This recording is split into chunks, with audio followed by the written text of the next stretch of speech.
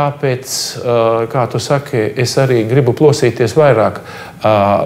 Es varu mieru savus projektus, kas man ir laukos, atdot, vadīt darbiniekiem, vadošiem darbiniekiem. Es tādus esmu atradis, un es pats gribu nākt Rīgā, piedalīties vēlēšanās, uzvarēt vēlēšanās un vadīt Rīgu, jo Rīgai ir izšķiroša nozīme Latvijas glābšanas plānā. Ja Rīgā izdosies izmainīt lietas tā, lai viņas sāk iet uz augšu, un lietas sāks iet uz augšu tad, ja šeit radīsies darba vietas, ja cilvēkiem būs lielākas algas, ja varēs indeksēt pensijas, ja mēs noticēsim, ka būs labāk, tad lietas sāks iet uz augšu, tie būs tie rādītāji.